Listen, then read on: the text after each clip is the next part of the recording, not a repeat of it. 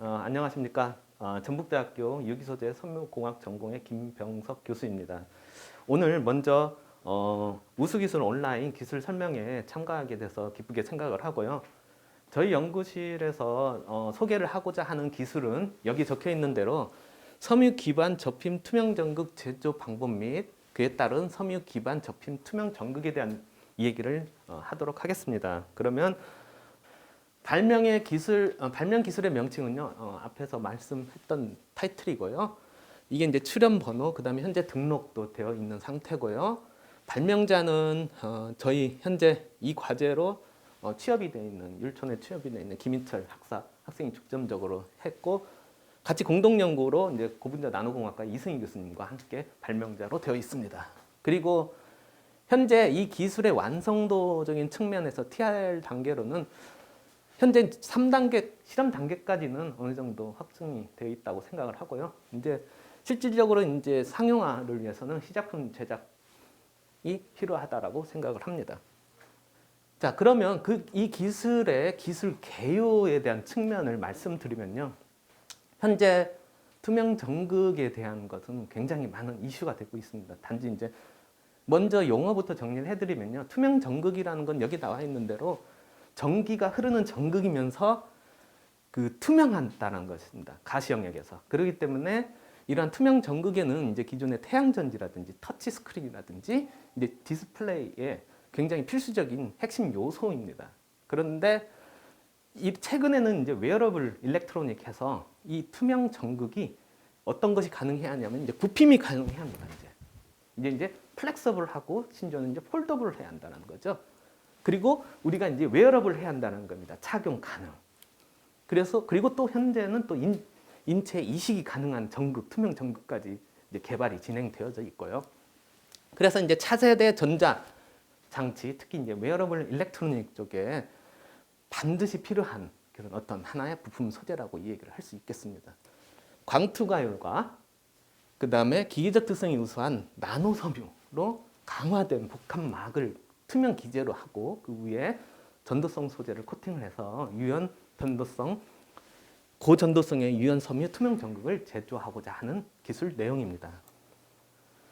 기술의 특징을 간략하게 설명을 드리도록 하겠습니다. 이제 나노섬유라는 건 이제 기존에 우리가 섬유라고 하면 기존에 이제 수마이크로인데 나노섬유라고 하면 물론 나노스케일을 뜻입니다. 근데 일반적으로 기업에서 말하는 나노섬유라는 것은 직경이 1마이크로 이하를 나노섬유라고 이제 범용적으로 이 얘기를 하고 있는데 이러한 나노섬유는 기존의 제조 방사 방식으로는 제조할 수가 없습니다. 최근에 이제 나온 전기 방사라는 방식이 있습니다. 이렇게 이제 어떤 새로운 전기 방사 방식을 이용해 가지고 나노섬유를 제조합니다. 이게 하나의 강화제로 어떤 고분자 복합막 안에 인베드가 된다는 겁니다. 그래서 기계적 특성도 우수하고 또한 이 섬유하고 고분자 매트릭스 간의 광투가율을 높여주는 방법. 그래서 광투가율은 90%.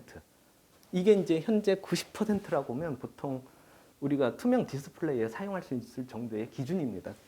현재 ITO 같은 게 이제 광투가율 기준이 약 한 85% 정도에 해당되고요.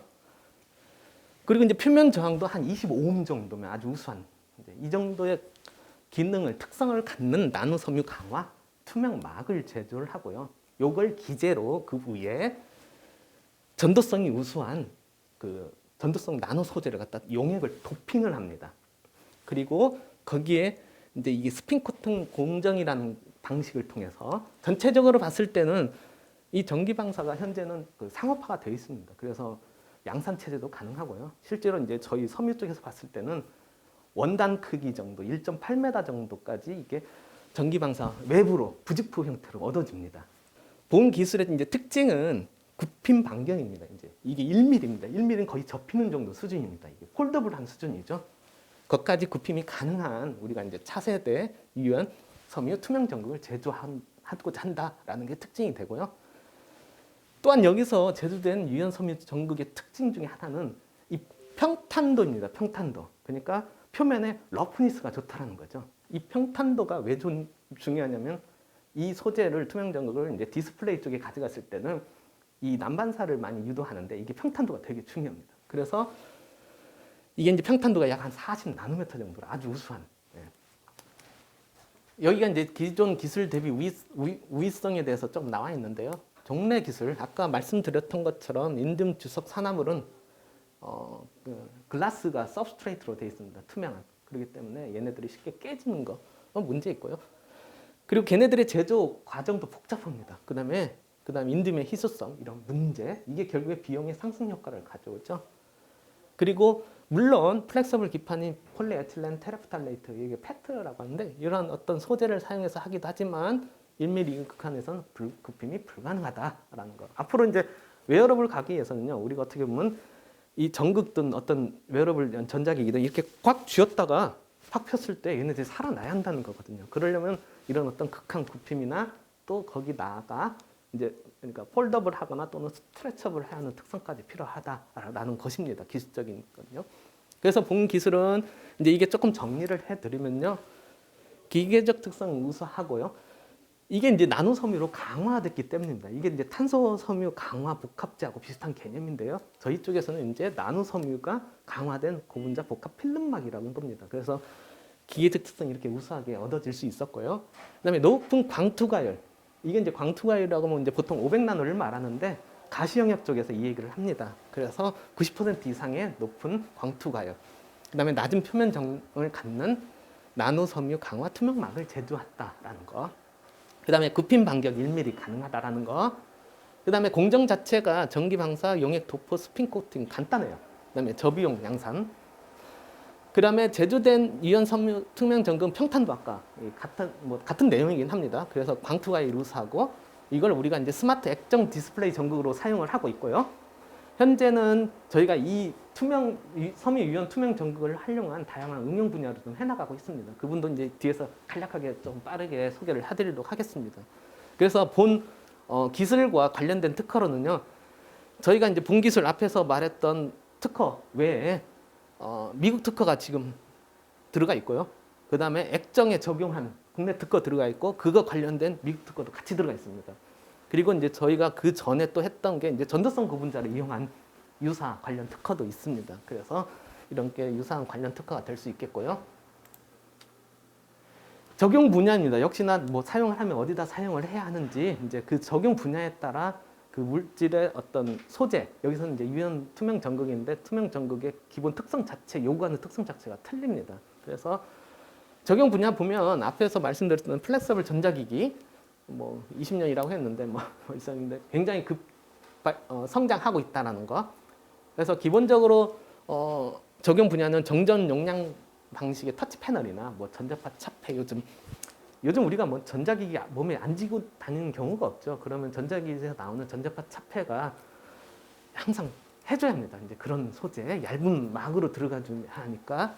그다음에 염료 강명 태안 전지에서의 어떤 전극, 투명 전극 소재, 또는 이 말고 바이오 센서 쪽의 의료기기, 뭐 적용 분야는 무궁무진합니다.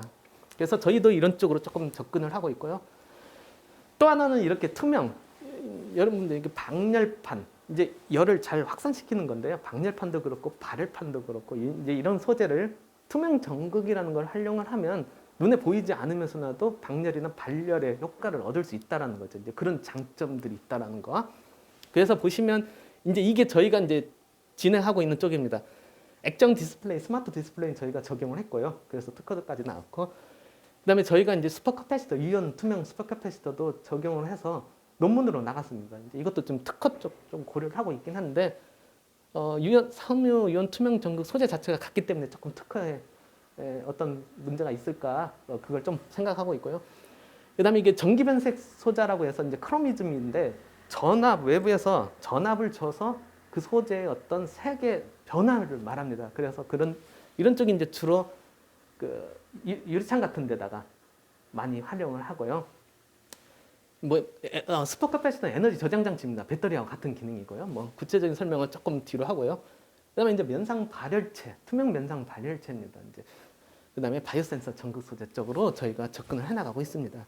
그리고 이제 저희 쪽의 또 하나의 특징은 보면 이게 나노 섬유가 굉장히 수십 나노 정도 되기 때문에 이 투명 방막을 유연 방막, 굉장히 나노 스케일 방막이 가능합니다. 그래서 우리가 어떤 소형 유연 전자 소자 쪽으로도 투명 전구로도 응용 가능하지 않을까 생각하고 있고, 일단 저희는 뭐 웨어러블 전자기기가 우선이고요. 에너지 저장 변환 쪽도 있고 방열 발열도 있고 뭐 바이오 센서 쪽도 하고 있습니다. 그래서 투명 전구 적용 예는요 무지 많습니다. 에너지 전환, 투명 디바이스, 그다음에 이제 이게 플렉서블 폴더블 디스플레이 있죠. 이쪽은 이제 특히나 광투화율이 아주 우수해야 합니다.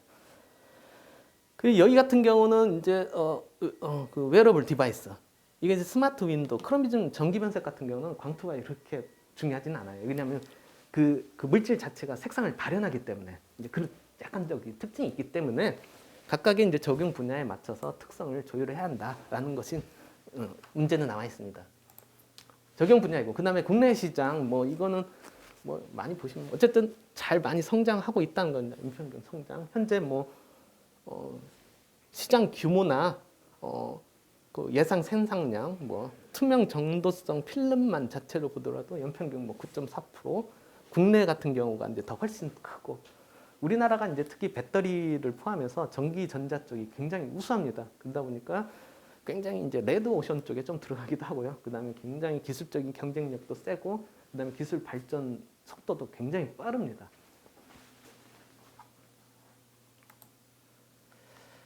그리고 이제 기대 효과 쪽을 보면요. 일단 뭐 우리가 이제 전자제품에 우리가 이제 소형화, 정량화에서 IT 산업 분야로 이제 어떤 새로운 기술적 파급 효과가 일어날 수 있다는 건, 이제 저희가 섬유 기반의 극한 부품이 가능한 유연 전극 소재를 개발함으로써 요거를 이제 다양한 분야로 이제 핵심 IT 분야로 할 수 있다라는 거고, 그다음에 이제 저희가 전라북도권에는 이제 이거 지역 특화 산업으로 인쇄전자가 있습니다. 그래서 그 부분으로 연결해서 신시장, 신산업 창출 효과도 있고요. 저희가 이제 특히 섬유과인데, 섬유가 뭐 사양 산업이다라고 하는데 7, 80년대만 해도 우리나라의 기간 산업, 효자 산업이었는데 아직까지도 타 산업에 비해서 뭐 경쟁 연간 평균 성장이 낮기 때문에 그렇지 계속해서 성장은 하고 있습니다. 그래서 이런 걸로 인해서 섬유 직물하고 IT 산업과의 어떤 융합에 대한 효과, 그걸로 인해서 이제 새로운 신산업 창출, 그래서 요즘에 이제 웨어러블 텍스타일 해서 이제 전자섬이라는 얘기가 많이 나오고요. 그다음에 이제 이에 따른 이제 우리 기대 효과는 역시 인력 양성이죠. 학교 쪽에서 생각하는 쪽은. 그래서 우리가 이제 어떤 새로운 일자리 창출 효과가 있지 않을까라고 생각하고 있습니다. 그래서 이거 보면 이제 웨어러블 스마트 디바이스의 기술 개발 동향해서요. 뭐 여러분들 몇 개 봤을 만한 것도 있고요. 이런 것들은 아직 지금 초기 단계이고, 앞으로는 뭐예요? 진짜 이제 접었다 폈다, 손으로 쥐었다 폈다 해도 이 디바이스가 구현 가능한, 또는 심지어는 디바이스를 잘라도 절단을 해도 그 디바이스가 구현이 계속해서 가능한 그런 소재 개발이 앞으로는 필요하지 않을까라고 생각했습니다. 그래서 역시나 이제 이런 게 하나의 새로운 시장이고, 항상 시장을 보면 해결할 과제는 이제 어떤 소재 개발도 있겠지만 어떤 비용적인 측면도 있겠고요. 그다음에 법규와 제도화는 어떤 그런 것들도 문제가 있을 수 있겠습니다. 자, 여기까지 저희 내용 들어주셔서 감사합니다.